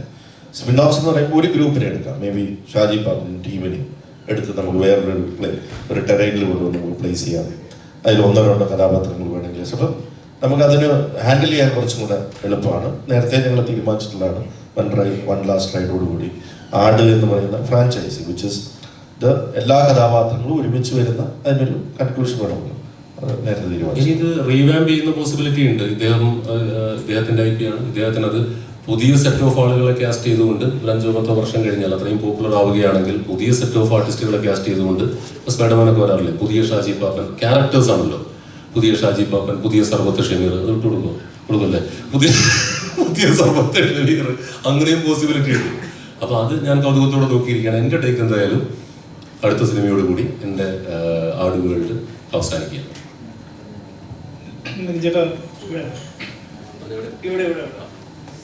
ആട് 3 നോക്കിക്കഴിഞ്ഞാൽ 3ലേക്ക് ലീഡ് ചെയ്യുന്ന തരത്തിലുള്ള ഡയലോഗുകളൊക്കെ ആട് 2 ഉള്ളതായിട്ട് ഇപ്പം ഓൺലൈനിലൊക്കെ അത്തരത്തിലുള്ള ചർച്ചകളും കണ്ടെത്തലുകളൊക്കെ നടത്തുന്നുണ്ട്. ഇപ്പം ആട് 2 സക്സസ്സിലാണ് 3 അനൗൺസ് ചെയ്തത്. ആട് 2 മേക്ക് ചെയ്യുമ്പോൾ തന്നെ അല്ലെങ്കിൽ നെക്സ്റ്റ് പാർട്ട് അല്ലെങ്കിൽ പാർട്ട് 4 ഒക്കെ ചെയ്യണമെന്ന് അത്തരത്തിലുള്ളൊരു കൺവിൻഷൻ അന്നേ ഉണ്ടായിരുന്നു. ഇത് ഉറപ്പായിട്ട് ഒരു മൂന്നാം ഭാഗം വരും വിജയിച്ചാൽ എന്നുള്ളത് നമുക്കറിയാം. നമ്മൾ ക്യാരക്ടേഴ്സ് ആണല്ലോ, ഈ 7 ക്യാരക്ടേഴ്സും അതിനെ ചുറ്റിപ്പറ്റിയുള്ള ഈ സബ് ക്യാരക്ടേഴ്സിനെ വെച്ചിട്ടുള്ള ഒരു വേൾഡാണിത്. അപ്പം ഇത് എത്ര തവണ വേണമെങ്കിലും നമുക്ക് ആളുകൾ മടുക്കുവോളം ഇപ്പോൾ ഫ്രാഞ്ചൈസ് സിനിമകൾ നോക്കിക്കൂടെ, ഒരു 10ഉം 11ഉം ഒക്കെ വരുന്ന 7, 8 ഒക്കെ വരുന്ന ഫ്രാഞ്ചൈസ് സിനിമകളുണ്ട്.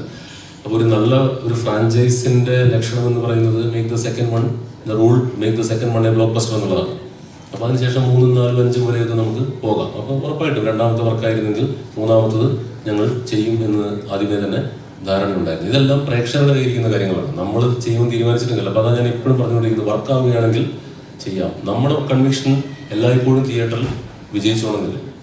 അപ്പം 2ന്റെ സമയത്ത് തന്നെ ആലോചന ഉണ്ടായിരുന്നു ഒരു 3 ചെയ്യാം. പക്ഷേ 3ന്റെ സമയത്ത് അതൊരു 2 പാർട്ട് ഫിലിമായി ചെയ്ത് കൺക്ലൂഡ് ചെയ്യുക എന്നുള്ളത് തന്നെയായിരുന്നു സ്റ്റാർട്ടിങ് തൊട്ടേയുള്ള തീരുമാനം. ഇനി 4 ഇറങ്ങിയിട്ട് പ്രേക്ഷകർ ഈ പറയുന്ന പോലെ 5ാം പാർട്ട് വേണമെന്ന് ഭയങ്കരമായിട്ട് ഈഗർ ചെയ്യുകയാണെങ്കിൽ അത് ഇവിടെ ചോദിക്കേണ്ടി വരും. അത് ഇനി ഇദ്ദേഹത്തിന്റെ ഡിസ്ക്രിപ്ഷനാണ്. വിജയചേട്ടാ, മറ്റൊരു ചോദ്യം ചോദിക്കണം. ഇപ്പം ആട് 1-ൽ നിന്നും ആട് 3ലേക്ക് നോക്കിക്കഴിഞ്ഞാൽ വിജയചേട്ടൻ ഒരുപാട് മാറ്റം സംഭവിച്ചിട്ടുണ്ട്. ആസ് എ പ്രൊഡ്യൂസറിനേക്കാൾ ഉപരി എനിക്ക് ആട് 3 കണ്ടപ്പോൾ ശ്രദ്ധിച്ചത് ആസ് ആൻ ആക്ടർ ഒരുപാട് ഇവോൾവ് ആയിട്ടുണ്ട്. ഇപ്പം ഫസ്റ്റ് ചെയ്യുന്ന സമയത്ത് വിജയചേട്ടൻ തന്നെ പറഞ്ഞിട്ടുണ്ട് കോമഡി അധികം ചെയ്യാൻ പറ്റത്തില്ല, അങ്ങനത്തെ ഒരാളല്ല എന്ന് പറഞ്ഞ ആട് 3ലേക്ക് നോക്കിക്കഴിഞ്ഞാൽ ഗംഭീരമായിട്ടാണ് കോമഡി ചെയ്തിരിക്കുന്നത്. ഇൻഫാക്ട് റിയൽ ലൈഫിലും ഭയങ്കരമായിട്ട് കോമഡി പറയുന്നതായിട്ട് തോന്നിയിട്ടുണ്ട്. അത് ഈ ഒരു ടീമിനോടൊപ്പം ചേർന്നത് കൊണ്ടാണ് അല്ലെങ്കിൽ ആ ഒരു ജേണി എത്രത്തോളം ഹെൽപ്പ് ചെയ്തിട്ടുണ്ട് ആസ് ആൻ ആക്ടർ ആണെങ്കിലും പ്രൊഡ്യൂസർ ആണെങ്കിലും? ഞാൻ എന്നും ഹ്യൂമർ ഇഷ്ടപ്പെട്ടിട്ടുള്ള ആളാണ്. അത് ഞാനൊരു ചാനലിൻ്റെ വൈസ് പ്രസിഡൻ്റൊക്കെ അല്ലെങ്കിൽ CEO ആയിട്ടൊക്കെ ഇരുന്നത് കൊണ്ട് ആളുകൾക്ക് അങ്ങനെ ഒരു സീനിയർ പൊസിഷനിൽ ഇരിക്കുമ്പോൾ നമ്മളൊരു സീരിയസ് പേഴ്സണായിട്ട് നമ്മളതിനെ കാറ്റഗറൈസ് ചെയ്ത് പോകുന്നതാണ്. I always love humour. Friday Film ഹൗസിൻ്റെ ആദ്യ സിനിമ കൊണ്ട് നോക്കുകയാണെങ്കിൽ എല്ലാ സിനിമകളിലും ഒരു ഹ്യൂമറിൻ്റെ ഫ്ലേവർ എന്നും ഉണ്ടായിരുന്നു. അത് മങ്കിപ്പനാണെങ്കിലും അടിയപ്പേര് കൂട്ടമണിയാണെങ്കിലും ഹോമാണെങ്കിൽ കൂടി ആ ഫ്ലേവർ അത് because I love humour as A genre. ഞാൻ ഹ്യൂമർ ഇഷ്ടപ്പെടുന്ന ഒരാളാണ്. മിഥുനറിയാം, ഓരോ ഡയലോഗ് ഞങ്ങൾ സീരിയസ് ആയിട്ട് ഞങ്ങളുടെ ലൈഫിൽ സംസാരിച്ചിട്ടില്ല. ഏറ്റവും സീരിയസ് സിനിമ ഇറങ്ങുന്നതിൻ്റെ തലേന്ന് പോലും ഞങ്ങൾ വളരെ ലൈറ്റ് ഹാർട്ടഡ് ആയിട്ടുള്ള കോൺവെർസേഷനാണ് ഉണ്ടായിട്ടുള്ളത്. അങ്ങനെയാണ് ഞാൻ ലൈഫിനെ അപ്രോച്ച് ചെയ്യുന്നത്. അങ്ങനെയുള്ള സിനിമകൾ ചെയ്യാനാണ് എനിക്കിഷ്ടം. ഫ്രൈഡേ ഫിലിം ഹൗസ് യൂണിവേഴ്സിനെ കുറിച്ച് വിജയചേട്ടൻ പറഞ്ഞു പോയായിരുന്നു. ഇപ്പോൾ ഇതിനകത്ത് രഞ്ജിത്ത് സാറിനെ കൊണ്ടുവരാൻ ചിലപ്പോൾ ഒരു ആഗ്രഹം ഉണ്ടായിരുന്നെന്ന് പറഞ്ഞിരുന്നു. പടക്കണം സമയത്ത് ഇത് വലിയ വിജയമായിരുന്നെങ്കിൽ പോലും പ്രതീക്ഷിച്ച വിജയം ഉണ്ടായില്ലെന്നും പറഞ്ഞു. പലിശയുടെ പലിശ സഹിതം ഈ പടത്തിലൂടെ കിട്ടിയോ 2 ആ യൂണിവേഴ്സ് എന്ന് എക്സ്പെക്ട് ചെയ്യാം? ക്രോസ് ഓവേഴ്സിനുള്ള സാധ്യത. ക്രോസ് ഓവർ എന്ന് പറയുന്നത് ഏതൊരു പ്രൊഡക്ഷൻ ബാനറിനെ സംബന്ധിച്ചിടത്തോളം ഒരു യൂണിവേഴ്സ് ഉണ്ടാക്കുക എന്ന് പറയുന്നത് അവരുടെ വൺ ഓഫ് ദ ഡ്രീമാണ്. അത് നമ്മൾ മനഃപൂർവ്വം ഓക്കെ ഇനി ഇങ്ങനെ ഒരു ക്യാരക്ടറിനെ കൊണ്ടുവരാൻ ഇങ്ങനെ ഒരു ക്യാരക്ടർ കൊണ്ടുവരാൻ അത് ഇവോൾവ് ചെയ്യുന്നതാണ്. അതേപോലെ ഇപ്പോൾ ഫ്രൈഡേയിൽ നോക്കുകയാണെങ്കിൽ അങ്ങനെ കുറച്ച് ക്യാരക്ടേഴ്സ് ഇൻക്ലൂഡിങ് ആടിലെ കഥാപാത്രങ്ങളും പടക്കള കഥാപാത്രങ്ങളും ഒക്കെ വെച്ചിട്ടുണ്ടായിട്ടുണ്ടെന്നുള്ളൊരു സത്യമാണ്. ഡെഫിനറ്റ്ലി അങ്ങനെ ഒരു ക്രോസ് ഇപ്പം നമുക്ക് ഒരു ക്യാരക്ടറിനെ കൊണ്ടുവരണമെന്നുണ്ടെങ്കിൽ ആ ഒരു ഓപ്ഷൻ ഡെഫിനറ്റ്ലി ആടിൻ്റെ സ്പിൻ ഓഫ്സ് പ്ലാൻ ചെയ്യുമ്പോൾ അല്ലെങ്കിൽ അങ്ങനെ പ്ലാൻ ചെയ്യുമ്പോൾ അത് ഡെഫിനറ്റ്ലി ചിന്തിക്കുന്ന കാര്യമായിരിക്കും.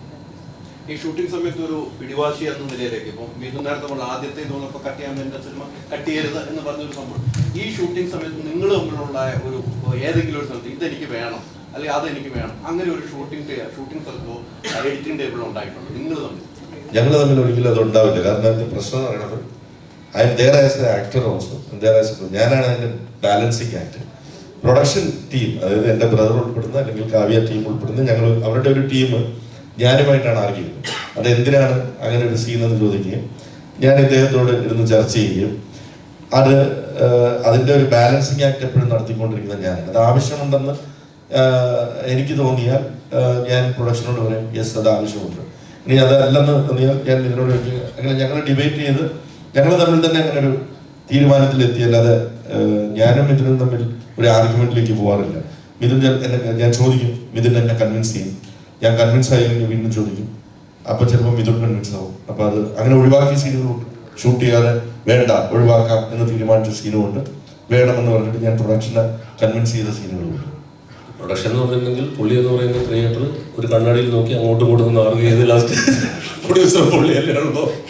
അപ്പോൾ ഭയങ്കര ഞങ്ങൾ ഇത്രയും ഒരു ടീമായിട്ട് ഇത്രയും വലിയൊരു സിനിമ ശരിക്കും 10 മാസം കൊണ്ട് ഇത്രയും വലിയൊരു സിനിമ പോസ്റ്റ് പ്രൊഡക്ഷനും VFXും കഴിഞ്ഞ് റിലീസാക്കുക എന്ന് പറയുന്ന ഒരു ഇമ്പോസിബിൾ ടാസ്ക് തന്നെയായിരുന്നു. അത് ഇപ്പോഴും ഞങ്ങളിവിടെ തമാശ പറഞ്ഞിരിക്കുന്നതിൻ്റെ കാരണം ഇത്രയും 130ഓളം ദിവസം ഷൂട്ട് പോയിട്ട് അന്യോന്യം പ്രൊഡക്ഷനും ഡയറക്ഷൻ ടീമും തമ്മിലോ മറ്റ് ഡിപ്പാർട്ട്മെൻറ്റുകൾ തമ്മിലോ മുഖം മുഷിഞ്ഞ് ഒന്ന് സംസാരിക്കേണ്ട അവസ്ഥ പോലും ഞങ്ങൾക്ക് ഉണ്ടായിട്ടില്ല. ഇത്രയും വലിയൊരു പടം ഷൂട്ട് ചെയ്തു എന്നുള്ള ഒരു ഫീല് പോലും ശരിക്കും പറഞ്ഞാൽ ഇപ്പോൾ ഞങ്ങൾ തിരിഞ്ഞു നോക്കുമ്പോൾ ചില സീനുകൾ കാണുമ്പോഴാണ് ഇതൊക്കെ നമ്മൾ വളരെ ആസ്വദിച്ചാണല്ലോ, സിമ്പിളായിട്ടാണല്ലോ ഷൂട്ട് ചെയ്ത് പോകുന്നതെന്ന് തോന്നുന്നത്. ഇവരെല്ലാവരും പ്രൊഡക്ഷൻ ഡിപ്പാർട്ട്മെൻറ്റും ടെക്നിക്കൽ ഡിപ്പാർട്ട്മെൻറ്റും ആക്ടിംഗ് ഡിപ്പാർട്ട്മെൻറ്റ് ആക്ടേഴ്സ് എല്ലാവരും ഒരുമിച്ച് നിന്നുകൊണ്ട് സംഭവിച്ചതാണ്. അത് പിന്നെ സ്വാഭാവികമായും സംഭവിക്കും. എന്താണെന്ന് വെച്ചിട്ടുണ്ടെങ്കിൽ ഞങ്ങൾ 2 സിനിമ ഓൾറെഡി ഒരുമിച്ച് പൂർത്തിയാക്കിയതാണ്. അപ്പോൾ ഒരു ഋതുവും ഒരു മെക്കാനിക്സും ഒക്കെ ഓൾറെഡി അവിടെ ഉണ്ട്. അതുകൊണ്ട് തന്നെ കാര്യങ്ങളൊക്കെ ഇപ്പം കാവ്യ ടീം വന്നപ്പോഴും ഒരു കൂട്ടം സഹൃദയരുടെ സംഘമാണ് ഞങ്ങളുടെ കൂടെ വന്ന് ചേർന്നത്. എസ്പെഷ്യലി വേണുചേട്ടൻ. കാരണം വേണുചേട്ടനെ നമ്മൾ വെറുതെ ഇത് ബ്രഹ്മാണ്ഡ ഹിറ്റ് അടിക്കും അല്ലെങ്കിൽ വലിയ വിജയമാകും എന്ന് പറഞ്ഞു കൊണ്ടുവന്നല്ല. അദ്ദേഹം സ്ക്രിപ്റ്റ് വായിച്ച് ഇഷ്ടപ്പെട്ടിട്ട് വരുന്നതാണ്. അപ്പോൾ അദ്ദേഹം അല്പം ക്രിയേറ്റീവായിട്ടുള്ള ഒരാളായതുകൊണ്ട് ഞങ്ങൾക്ക് ഈ ഷൂട്ടിംഗ് പ്രോസസ്സ് പ്രശ്നരഹിതമായിരുന്നു എന്ന് തന്നെ പറയാം. പിന്നെ ലോജിക്കിന് മുൻതൂക്കം കൊടുത്തുകൊണ്ട് പോയിക്കൊണ്ടിരിക്കുന്ന ഒരു സംഘം എന്നാണ് ഞങ്ങളുടെ ഒരു കോമ്പിനേഷനെ ഞങ്ങൾ വിശേഷിപ്പിക്കാറ്. അത് ചേട്ടാ ഇങ്ങനെ ചെയ്താൽ ഇങ്ങനെ സംഭവിക്കും, അങ്ങനെ സംഭവിക്കുന്നു. എനിക്ക് പുള്ളിയെയും കൺവിൻസ് ചെയ്യാൻ ഭയങ്കര എളുപ്പമാണ്. സിനിമയുടെ നന്മയ്ക്ക് വേണ്ടി മാത്രമാണ് ഞങ്ങൾ രണ്ടുപേരും നിന്നിട്ടുള്ളത്. അതുകൊണ്ട് തന്നെ ഞങ്ങൾ ഇത്രയും ഒരുപാട് പണം മുടക്കി ഷൂട്ട് ചെയ്ത സീനുകൾ നമ്മൾ എഡിറ്റ് ചെയ്യുമ്പോഴും അതിനകത്ത് പ്രശ്നങ്ങൾ ഉണ്ടാവാത്തത് എന്താണെന്ന് വെച്ചാൽ സിനിമയുടെ നന്മയ്ക്ക് വേണ്ടിയാണ്. അത് ഞങ്ങൾ 2 തവണ ചെയ്തിട്ടുള്ളതാണ്. So it all works out.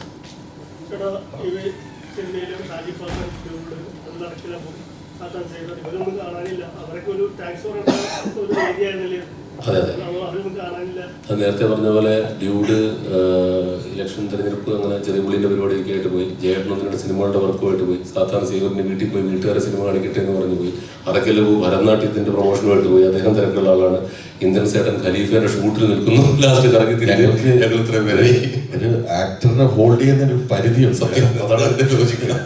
അതായത് അവര് എല്ലാവരും ഈ സിനിമയുടെ റിലീസിന് 10 ദിവസം മുമ്പ് മുതൽ റോഡിൽ അവൻ ഇൻ്റർവ്യൂസ് കാര്യങ്ങൾ ഒക്കെ ആയിട്ട്, പിന്നെ തിയേറ്റർ വിസിറ്റ്സ് കഴിഞ്ഞ ഇന്നലെ രാത്രി വരെ അവർ എല്ലാവരും കാലിക്കറ്റ്. ഇത് ആക്ച്വലി ഞങ്ങൾ 2 പേരും മാത്രം വരാമെന്ന് പറഞ്ഞു. പക്ഷെ ഇവിടെ വന്നിരിക്കുന്ന എല്ലാവരോടും ഞങ്ങൾ വീണ്ടും ഉണ്ണിയൊക്കെ ഷൂട്ട് ചെയ്യാത്ത ദിവസം പോലും സെറ്റിൽ വരുന്നതിന് നീ ഉണ്ണിയെടുത്ത് നീ വീട്ടിൽ പോടാന്ന് പറഞ്ഞുകൊണ്ടി വരും. അപ്പോൾ ഇനിയിപ്പോൾ നമ്മളൊരു സക്സസ് മീറ്റ് നമുക്ക് എല്ലാവരും ഡെഫിനറ്റ്ലി നമുക്ക് എന്തായാലും ഇതൊരു സക്സസ് മീറ്റ് ഉണ്ടാവുമല്ലോ, ഒരു സെലിബ്രേഷൻ ഉണ്ടാവും. അന്ന് നമ്മളെല്ലാവരും ഒരുമിച്ച് നമുക്ക് മീഡിയനെ കാണുന്നതായിരിക്കും. ആട് 1-ലുണ്ടായിരുന്ന ചെമ്മൻചേട്ടൻ ആട് 2-ലില്ല, ആട് 2-ലുണ്ടായിരുന്ന ബൈചേട്ടൻ ആട് 3-ലില്ല. അധികമായാൽ അമൃതം വിഷം എന്ന് പറയുന്ന പോലെ ഇന്റൻഷനലി എടുത്തൊരു തീരുമാനമായിരുന്നു. അല്ല, സ്ക്രിപ്റ്റിന്റെ ഒരു പോക്ക് വെച്ചിട്ട് ഞാൻ അങ്ങനെ അധികമായാൽ അമൃതം വിഷം എന്ന് പറഞ്ഞാൽ ഒരു കുറച്ചല്ലേ ഉണ്ടായിരുന്നുള്ളൂ അതിനകത്ത്. അതല്ല കേട്ടോ, സ്ക്രിപ്റ്റ് നമ്മൾ എഴുതി വന്നപ്പം അങ്ങനെ ഒരു സാധ്യത ഇല്ലാതിരുന്നത് കൊണ്ടാണ്. ഇതിനകത്ത് ആട് 2-ല് ചെമ്മൻചേട്ടൻ്റെ ക്യാരക്ടറിനെ ഉൾക്കൊള്ളിക്കാൻ ശ്രമിച്ചു. പക്ഷെ നടന്നില്ല. കാരണം കഥ വേറെ ഇങ്ങനെ ചേട്ടൻ തന്നെ കുറച്ചേ ഉണ്ടായിരുന്നുള്ളൂ.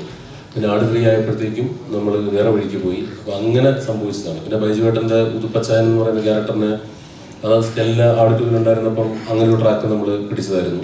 അത് പോസിബിലിറ്റീസ് ഇല്ലാതിരുന്നുകൊണ്ടാണ്. അല്ലാതെ നമ്മൾ ആരെയും മനഃപൂർവ്വം എഴുതി വരുമ്പോൾ നമുക്ക് കുറേ കഥാപാത്രങ്ങളെ ഇൻക്ലൂഡ് ചെയ്യിക്കാൻ പറ്റാതെ പോകും. ഇപ്പോൾ എഴുത്ത് പൂർത്തിയായ ശേഷം വായിച്ചു നോക്കുമ്പോഴാണ് അയ്യോ ഇന്ന ആൾക്കാരില്ലല്ലോ എന്ന് ഞാൻ ചിലപ്പം ആലോചിക്കാറുള്ളത്. ഇനി പറയാൻ പറ്റില്ല. അടുത്തൊരു എപ്പിക് കൺക്ലൂഷൻ വരുമ്പോൾ ഇവരെല്ലാവരും ചിലപ്പോൾ ഇവരെല്ലാവരുടെയും, കാരണം നമ്മുടെ ഫ്രാഞ്ചൈസ് തുടങ്ങുമ്പോഴുള്ള ആളുകളല്ലേ, എല്ലാവർക്കും ഒരു കൺക്ലൂഷൻ കൊടുക്കണം എന്നാണ് ആഗ്രഹം. അതും ഇനി സ്ക്രിപ്റ്റ് എഴുതി വരുമ്പോൾ ചിലപ്പം എന്താവുമെന്ന് പറയാൻ പറ്റില്ല. ഫൈനൽ ട്രിമ്മിങ് എല്ലാം കൂടെ കഴിഞ്ഞ് വരുമ്പോഴത്തേക്കും എന്താവുമെന്ന് പറയാൻ പറ്റില്ല. പക്ഷേ ആഗ്രഹങ്ങളും എല്ലാവരെയും ഒന്ന് കാണിച്ചു പോകണമെന്നൊരു ആഗ്രഹമുണ്ട്. എഞ്ചിനീയറാണ്, പിന്നെ മറ്റേ ഇതിലെ ശരിക്കും സർബത്ത് ഷമീറാണ്, ബുദ്ധിയില്ലാത്ത ബുദ്ധിയുള്ളതാണ്. ഇപ്പൊ എഴുതി വന്നു കഴിഞ്ഞപ്പോൾ അങ്ങനെ ഒരു മാറ്റം വന്നത് എന്തുകൊണ്ടാണ്? ഇല്ല, പുള്ളി ബുദ്ധി ഉണ്ടായിരുന്നെങ്കിൽ അത് പറയാനും പറ്റില്ല. അതാണ് പറയുമ്പോഴേക്ക് ബുദ്ധി ഉണ്ടായിരുന്നെങ്കിൽ ഞാൻ പറഞ്ഞു വന്നപ്പോഴേ നിർത്തിയത്. ഇതിന്റെ സ്പോയിലർ ആവുന്നുള്ളത് കൊണ്ട് ഞാൻ നിർത്തുന്നില്ല. ഇപ്പൊ നിങ്ങൾ ബുദ്ധിയില്ലെന്ന് ആരാ പറഞ്ഞത്? വൻ ബുദ്ധിയാണ്. പഠിച്ച് SA സെലക്ഷന് പോയി എന്നിട്ട് SI ആളാണ്. വെറുതെ പോലീസിൽ കയറാൻ പറ്റുമോ? ബുദ്ധിയുണ്ട്. എന്തുതരം ബുദ്ധിയാണെന്നുള്ളതാണ് ചോദ്യം. അപ്പൊ ശരിക്കും ഇത് ഇപ്പൊ എല്ലാവരും ചോദിക്കുന്നു. ഇപ്പം ആടിനെ സിനിമ കഴിഞ്ഞപ്പോൾ ചേട്ടാ പെട്ടെന്ന് തീർന്നു പോയി സിനിമ കണ്ട്, ആ ക്രോസ് ഓവർ കഴിഞ്ഞ് പെട്ടെന്ന് തീർന്നു പോയി സിനിമ, പിന്നെ ഫസ്റ്റ് ഹാഫിന് കുറച്ച് ലെങ്ത് കൂടി, അങ്ങനെയൊക്കെ ഒരു ക്രിയാത്മക വിമർശനങ്ങൾ വന്നിട്ടുണ്ടായിരുന്നു. വിചാരിച്ച സിനിമയല്ല, ഞങ്ങൾ ആട് 2 പ്രതീക്ഷിച്ചാണ് വന്നത്. അപ്പം ആദ്യമേ ഞങ്ങൾ പറഞ്ഞിരുന്നു ആട് 2 പോലൊരു സിനിമയല്ല, കാലഘട്ടത്തിന് ആവശ്യമായ മാറ്റങ്ങൾ വരുത്തിക്കൊണ്ടുവരുന്ന ഒരു സിനിമയാണ്, എപ്പിക് ഫാന്റസിയിലേക്ക് മാറുകയാണ് എന്നൊക്കെ പറഞ്ഞിരുന്നു. പെട്ടെന്ന് അവസാനിച്ചതും ഈ ഫസ്റ്റ് ഹാഫിൽ നിങ്ങൾ ലെങ്ത് കൂടിപ്പോയി എന്ന് പറയുന്നതും ഇനിയാണ് ആക്ച്വലി സിനിമ തുടങ്ങുന്നത്. ശരിക്കും ഞാൻ മനസ്സിൽ കണ്ട ഒരു സിനിമയുടെ ഇൻ്റർവെൽ വരെയുള്ള ഭാഗം എൻ്റെ മനസ്സിൽ ഇൻ്റർവെൽ വരെയുള്ള ഭാഗം കഴിഞ്ഞതിന് ശേഷം നമ്മൾ തമ്മിൽ സംസാരിക്കുകയാണ്. ഇപ്പോൾ ശരിക്കും സിനിമ ഇൻ്റർവെല്ലായിട്ടേ ഉള്ളൂ. കാരണം കഥ പകുതിക്കല്ലേ നിൽക്കുന്നത്. ഇനിയാണ് ശരിക്കും നമ്മുടെ ഇതുവരെ വേൾഡ് ബിൽഡിങ്ങും അതിൻ്റെ പ്രിമൈസ് ബിൽഡിങ്ങും നമ്മൾ ഇഷ്യൂ പറഞ്ഞു വെക്കലുമാണ് നടന്നിട്ടുള്ളത്. ഇനിയാണ് ആക്ച്വലി ശരിക്കും സിനിമ തുടങ്ങുന്നത്. ശരിക്കും സിനിമ പകുതിയായിട്ടേ ഉള്ളൂ. അതുകൊണ്ടാണ് നമ്മൾ പാർട്ട് 1 എന്ന് പറഞ്ഞ് അബ്രപ്റ്റായിട്ട് നമ്മൾ നിർത്തിയത്. ശരിക്കും എഴുത്തില് മണ്ടത്തരങ്ങൾ എഴുതാനാണ് ഈ മണ്ടത്തരങ്ങൾ എഴുതാനാണ് ബുദ്ധിമുട്ട് ശരിക്കും പറഞ്ഞിട്ടുണ്ടെങ്കിൽ. ഇപ്പം ഒരു ത്രില്ലർ, ബുദ്ധിപരമായ ഒരു ത്രില്ലറൊക്കെ എഴുതാന്ന് പറഞ്ഞിട്ടുണ്ടെങ്കിൽ നമുക്ക് ലോജിക്കൊക്കെ വെച്ച് കളിക്കാം. ഈ നോ ലോജിക് അല്ലെങ്കിൽ നോ ബ്രെയിനേഴ്സ് ഒക്കെ എഴുതുമ്പോഴുള്ള പ്രശ്നം എന്ന് പറഞ്ഞാൽ ഇത് ചിരിക്കുകയും കൂടി വേണമല്ലോ. അപ്പോൾ എനിക്ക് ശരിക്കും ഹ്യൂമർ എഴുതാനാണ് ആക്ച്വലി ബുദ്ധിമുട്ട്. മണ്ടത്തരങ്ങൾ എഴുതാൻ ഭയങ്കര ബുദ്ധിമുട്ടാണ്. നമ്മൾ സ്വയം ഒരു മണ്ടനാവാൻ ഭയങ്കര എളുപ്പമാണ്. പക്ഷെ അത് വെച്ച് ആളുകളെ സ്ക്രീനിൽ ചിരിപ്പിക്കുക എന്ന് പറയുന്നത് ഇത്തിരി എനിക്ക് പേഴ്സണലി കേട്ടോ. ചിലപ്പം ഹ്യൂമർ എഴുതാൻ എളുപ്പമുള്ള ആളുകളുണ്ടാവും. എനിക്ക് പേഴ്സണലി ത്രില്ലേഴ്സ് ഒക്കെ എഴുതാനാണ് എളുപ്പം. ഹ്യൂമർ എഴുതാൻ ഇത്തിരി ബുദ്ധിമുട്ടാണ്. ആളുകൾ ചിരിക്കണമല്ലോ. ചിരിച്ചാൽ കോമഡിയും അല്ലെങ്കിൽ ട്രാജഡിയുമാണ്. അങ്ങനെയാണ് ഹ്യൂമറിൻ്റെ ഒരു പ്രശ്നം. ആട് 3യുടെ ഷൂട്ടിംഗ് സമയത്ത് പല സിനിമകളും ചിലപ്പം ഇതിൽ വിടേണ്ടതായി വന്നിട്ടുണ്ട് സ്ക്രിപ്റ്റിന്റെ സമയത്ത്. ഇനി ഇതിന്റെ സെക്കൻഡ് പാർട്ട് എടുക്കുമ്പോൾ ഒത്തിരി ടൈമുകൾ എടുക്കുന്നുണ്ട്. അപ്പൊ ആ സമയത്ത് വിട്ട സിനിമകൾ ഉണ്ടാവുമല്ലോ. നമുക്ക് എഴുതണമെന്ന് വിചാരിച്ച സിനിമകൾ ഉണ്ടാവും. ഇതിനു മുമ്പ് ഇത്രയും ഡേറ്റ് ഇല്ലാതെ ഷൂട്ട് ചെയ്യാമെന്ന് തീരുമാനിച്ച സിനിമകളൊക്കെ മനസ്സിലുണ്ടായിട്ടുണ്ട്. ഇനിയും അങ്ങനെ തന്നെയാണ് ഈ അടുത്ത എഴുതുമ്പോഴും ആ സമയം പോകും. അതുകൊണ്ട് തന്നെയാണോ ഇനി അതിന്റെ അടുത്ത പാർട്ട് വേണ്ടാന്ന് പറയുന്നത്? തനിക്ക് സ്വന്തമായ കുറെ സിനിമകൾ ചെയ്യാനുണ്ട്. ഇത് ഇത്രയും ഡേറ്റ്സ് നീണ്ടു പോകുമ്പോൾ അതിന്റെ ഒരു പോരായ്മ വരുന്നു നമുക്ക്? ഒരിക്കലുമല്ല. കാരണം ഞാൻ ആദ്യമേ തീരുമാനിച്ചിട്ടുണ്ടായിരുന്നു നമ്മുടെ ഒരു ടേക്ക് ഒരു കാലഘട്ടം കഴിഞ്ഞാൽ അത് സ്വരം നന്നാവുമ്പോൾ പാട്ട് നിർത്തുക എന്നുള്ള അതേ പോളിസി തന്നെയാണ്. നമ്മുടെ ടേക്ക് അവസാനിക്കണം.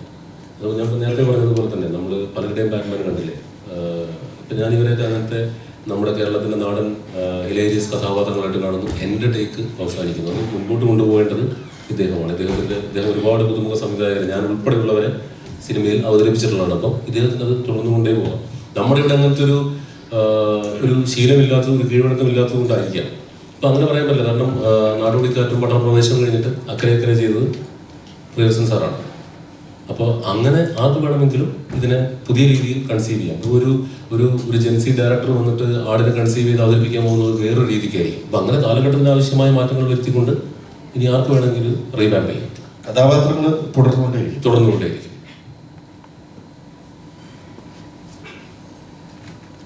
അപ്പോൾ സമാപിച്ചു എന്ന് കരുതുന്നു അല്ലേ? അപ്പം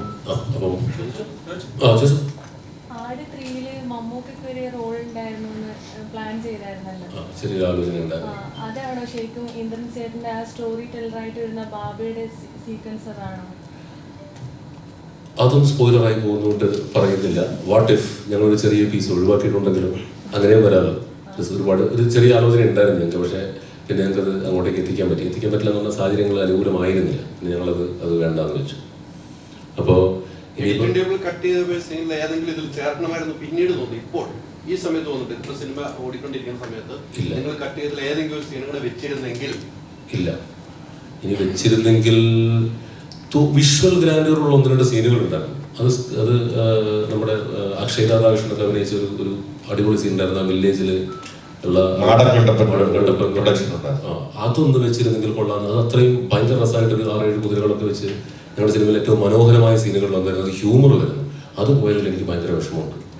പക്ഷേ എങ്ങനെ നോക്കിയിട്ടും അത് ഇനി അക്ഷയനെ വിളിച്ചത് പറയണം. അക്ഷയ് സോറി, ഞാനിതുവരെ ആരും വിളിച്ച് പറഞ്ഞിട്ടില്ല. അത് ഈ പറഞ്ഞ പോലെ നമ്മുടെ ഡയറക്ടേഴ്സ് കണ്ടില്ലെങ്കിൽ യൂട്യൂബിൽ നിങ്ങൾക്ക് അത് കാണാം. കാരണം വളരെ ഗംഭീരമായിട്ടുള്ളൊരു സീനായിരുന്നു. അത്രമേൽ ഗ്രാൻഡ്യൂറുള്ള, അത്രമേൽ രസമായിട്ട് വന്നിട്ടുള്ളൊരു സീനായിരുന്നു. പക്ഷേ അത് ഉൾക്കൊള്ളിക്കാൻ പറ്റിയില്ല. അതുപോലെ എനിക്ക് മോശമല്ലാത്ത നല്ല ചെറുതല്ലാത്തൊരു വിഷമമുണ്ട്. ഒരു ചോദ്യം കൂടെ. ഇന്നലെ സംഭവിച്ചതെന്ന് പറഞ്ഞിട്ട് ഒരു സീൻ നിങ്ങൾ യൂട്യൂബിൽ അപ്ലോഡ് ചെയ്തിരുന്നു. ആ സീൻ ചിലപ്പോൾ ഈ സിനിമയുടെ തുടക്കത്തിലെ സീനാവുമെന്ന് പലരും കരുതി. അത് ഞങ്ങളുടെ പ്രൊമോ സീനായിരുന്നു. കമന്റ് സെക്ഷൻ കണ്ടിട്ടുണ്ടാവില്ലേ ഈ സീൻ? കണ്ടിരുന്നു. എല്ലാവരും അങ്ങനെ വിചാരിച്ചത്. ഞങ്ങൾ ഇതിന് ഡിഫറെൻറ്റ് കൈൻഡ് ഓഫ് സ്ട്രാറ്റജീസ് ആണ് പ്രൊമോഷൻ ഉപയോഗിച്ചത്. ആദ്യം തന്നെ ഞങ്ങൾ ഭൂതകാലത്തിൻ്റെ കുറേ പോസ്റ്റേഴ്സ് വിട്ടു. അപ്പോൾ നിങ്ങളെല്ലാവരും ഞങ്ങളെ കാലം വരെ തറയിലടിച്ചു. അത് അങ്ങനെയല്ല ഇങ്ങനെയല്ല എന്ന് പറഞ്ഞിട്ട്. അപ്പോൾ ഞങ്ങളതെല്ലാം ശ്രമിച്ചു. കാരണം അതായിരുന്നു സ്ട്രാറ്റജി. എന്തൊരു ഇത് വരുന്നുണ്ട്. പിന്നെ ഞങ്ങൾ പ്രസൻറ്റിലെ ലുക്കുകൾ വിട്ടു. പിന്നെ ട്രെയിലർ ഇങ്ങനെ വന്നു. പിന്നെ പ്രൊമോ സീൻ അങ്ങനെ ഒരു ബോധപൂർവമായ ഒരു ഡിഫറെൻ്റ് ആയിട്ടുള്ളൊരു സ്ട്രാറ്റജി ആയിരുന്നു നമ്മൾ ഇതിൻ്റെ പ്രൊമോഷനിൽ പ്രയോഗിച്ചത്. അത് ആ പോസ്റ്റർ വിട്ടതിൽ തൊട്ട് തുടങ്ങി. പിന്നെ ഇനിയിപ്പം ആ സീൻ കണ്ടതുകൊണ്ട് ആട് 4 വരുമ്പോഴത്തേക്കും അറക്കൽ അബുവിൻ്റെ കൺക്ലൂഷൻ എന്തായിരിക്കുമെന്ന് നിങ്ങൾക്ക് ഊഹിക്കാവുന്നുള്ളൂ. 2 തവണ പുള്ളി തല്ലി മേടിച്ച് കഴിഞ്ഞു. അദ്ദേഹം തിരിച്ചടിച്ചിരിക്കും. അതായിരിക്കും പുള്ളിയുടെ ക്യാരക്ടർ കൊടുക്കാൻ പോകുന്ന ക്ലോഷർ. കൈവെട്ടിയില്ലെങ്കിൽ അറ്റ്ലീസ്റ്റ് തിരിച്ചെങ്കിലും അടിച്ചിരിക്കും. അതാണ് പുള്ളിക്ക് കൊടുക്കാവുന്ന ക്ലോഷർ.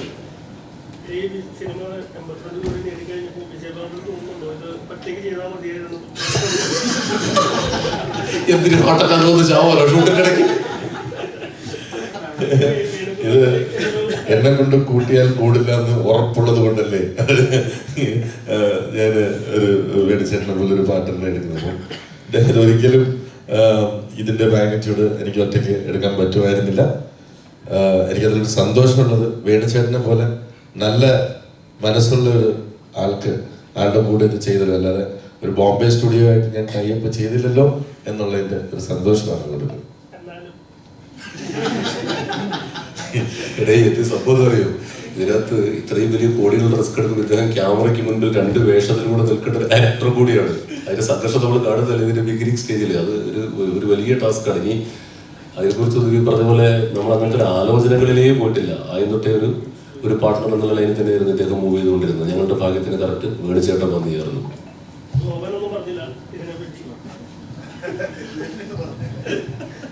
അടുത്ത മേടിച്ചിട്ടുണ്ടാവുള്ളൂ. വിനായകൻ കാണിച്ചത്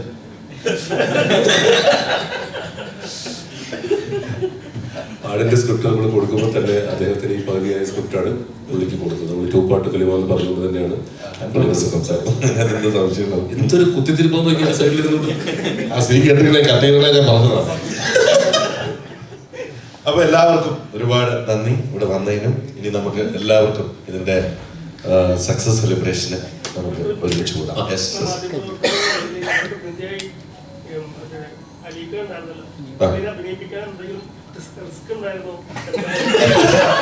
റിസ്ക് ഉണ്ടായിരുന്നു. ഇപ്പൊ പറഞ്ഞു ചുറിഞ്ഞല്ല. ഡബിങ് ഷൂട്ടിൽ വന്നിട്ട് കരഞ്ഞ് കണ്ണീര് കുടിച്ച് അസിസ്റ്റന്റ് ഡയറക്ടേഴ്സിന്റെ മുഴുവൻ തെറിയ ആട്ടും തുപ്പുക ചെറിയ സീൻ മറ്റേ ഡബ് ചെയ്യാൻ വന്നിട്ട് കേട്ടിട്ട് പോയ ആളാണ്. പറഞ്ഞു എനിക്ക് ലാസ്റ്റ് 5 ദിവസം കൊണ്ടാണ് ഡബിങ് പൂർത്തിയാക്കിയത്. ഞാൻ പോണ ഉത്സവമൊക്കെ കുറെ പേരുണ്ട്. അത് എന്നെ വീണ്ടും ചെയ്യിപ്പിക്കണം. ഇതിന്റെ ഇഷ്ടം വരെ ഡബ്ബിയാണ്. പക്ഷെ അവിടെ ഈ പറഞ്ഞ പോലെ ആ സീൻ കൃത്യമായിട്ടും അദ്ദേഹത്തിന്റെ ചോദ്യത്തില് വർക്കൗട്ടായി. പി ശശി ഇദ്ദേഹം തമ്മിലുള്ള പുള്ളി വന്നു സഭ മറ്റേ എന്താ പറയുക സിനിമയിൽ അഭിനയിക്കുന്നതിന്റെ ബുദ്ധിമുട്ടുകളില്ലാത്ത പുള്ളി വളരെ ഗംഭീരമായിട്ട് ആ സിനിമ ചെയ്തു. ആ സീൻ കറക്റ്റ് കാണുമ്പോൾ മനസ്സിലാവുന്നത് വർക്കൗട്ട്. അതില് ചേട്ടൻ തിരിച്ചു പറയുന്ന ഡയലോഗ് എല്ലാം എഴുതിയ പുള്ളി തന്നെയാണ്. അതെ. ഞാനും ഇതും കൂടെ അപ്പോൾ ഓക്കെ. അപ്പം എല്ലാവർക്കും താങ്ക് യു കേട്ടോ. ബാക്കി നമുക്ക് ഇതിന്റെ സക്സസ് മീറ്റിൽ കാണാം. കൂടെ നിന്നതിനും പ്രോത്സാഹിപ്പിച്ചതിനും ആടിനെ ഇതുവരെ എത്തിച്ചതിനും എല്ലാവർക്കും ആട് ടീമിന്റെ നല്ലൊരു സെലിബ്രേഷൻ നമുക്ക് ഇതിന്റെ സക്സസ് മീറ്റിൽ എല്ലാവരുമായിട്ട് ചേർന്ന് ചെയ്യാം. Thank you so much.